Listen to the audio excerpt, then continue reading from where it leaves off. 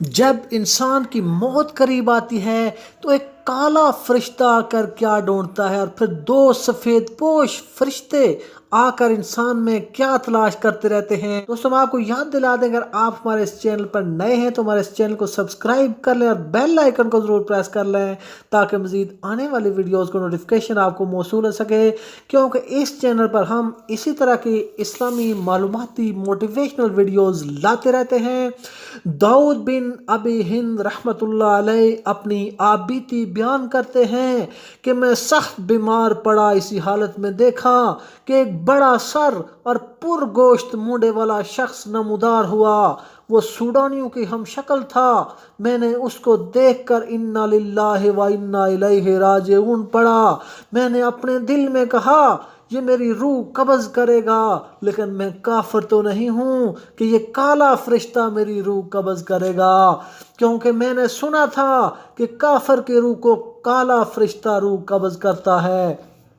اسی حیرت کے عالم میں گھر کی چھت کے ٹوٹنے کی آواز میں نے سنی، پھر چھت بالکل کھل گئی اور آسمان نظر آنے لگا۔ آسمان سے دو فرشتے، سفید پوش فرشتے اترے، دونوں نے ڈانٹ کر کالے شخص کو بھگا دیا۔ کالا شخص دور ہٹ کر میری طرف دیکھنے لگا اور وہ دونوں فرشتے اس کو ڈانٹتے رہے۔ پھر ان سفید پوش فرشتوں میں سے ایک میرے سرہانے اور دوسرا پاؤں کی طرف بیٹھا۔ سرہانے والے نے پاؤں کی طرف بیٹھنے والے سے کہا کہ تو اس کے پیروں کو چھو کر معلوم کر۔ چنانچہ اس نے میرے پیروں کو چھو کر کہا، یہ ان پیروں سے نماز کی طرف چل کر جایا کرتا تھا۔ پھر پاؤں والے فرشتے نے سرہانے والے سے منہ کو چھونے کے کہا۔ اس نے میرے منہ کو چھو کر کہا کہ یہ منہ اللہ کی یاد سے تر و تازہ ہے۔ حضرت ابو قلابہ رضی اللہ تعالی عنہ واقعہ بیان کرتے ہیں کہ میرا ایک بھتیجا جس کا نام ماجن تھا شدید بیمار ہوا۔ ابو قلابہ رضی اللہ تعالی عنہ نے شاید اس کی غلطیوں کی وجہ سے بیماری میں اس کی عیادت نہ کی، لیکن جب نزا کا وقت ہوا تو ابو قلابہ رضی اللہ تعالی عنہ کے دل میں محبت و شفقت نے جوش مارا۔ انہوں نے کہا یہ میرے عزیز بھائی کا بیٹا ہے، اب اس کا معاملہ اللہ تعالیٰ سے ہے، عیادت کرنی ضروری ہے۔ چنانچہ اس رات ابو قلابہ رضی اللہ تعالیٰ عنہ اپنے بھتیجے کے پاس رات بھر بیٹھے رہے۔ اسی رات کا واقعہ ابو قلابہ رضی اللہ تعالیٰ عنہ بیان کرتے ہیں کہ دو کالے آدمی ہتھوڑے لیے نمودار ہوئے، پھر دو فرشتے گھر کی چھت سے اترتے ہوئے دکھائی دیے۔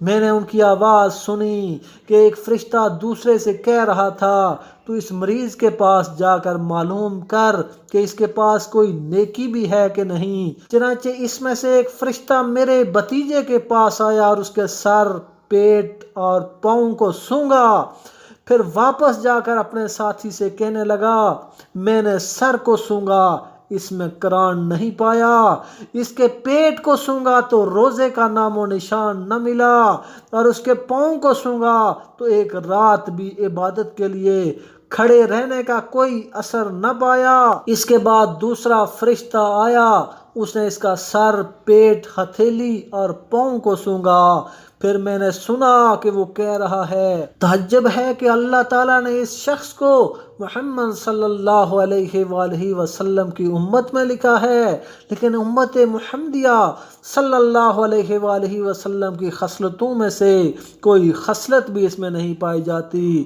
پھر اسی حیرت کے عالم میں اس فرشتے نے میرے بھتیجے کا منہ کھول کر اس کی زبان کی نوک کو نچوڑا۔ ابو قلابہ رضی اللہ تعالیٰ عنہ کا بیان ہے کہ اس وقت میں نے فرشتے کو اللہ اکبر کہتے ہوئے سنا، نیز میں نے اس فرشتے کی آواز سنی، وہ کہہ رہا تھا میں نے اس کی زبان کی نوک پر ایک تکبیر پائی، یہ تکبیر اس نے روم کے شہر انطاکیہ میں بڑے اخلاص سے کہی تھی۔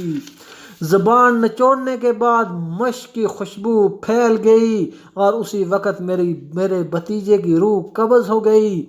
ابو قلابہ رضی اللہ تعالیٰ عنہ کا بیان ہے کہ جب فرشتہ روح قبض کر کے چلا تو اس نے دروازے پر کھڑے ہوئے دونوں سیاہ فام آدمیوں سے کہا کہ تم دونوں لوٹ جاؤ، اس میت پر تمہارا کوئی قابو نہیں۔ صبح کو ابو قلابہ رضی اللہ تعالیٰ عنہ نے جب اپنے بھتیجے کی یہ سرگزشت لوگوں کو سنائی تو سب بہت متاثر ہوئے اور سب نے اس کی نماز جنازہ پڑھ کر دعائے مغفرت کی۔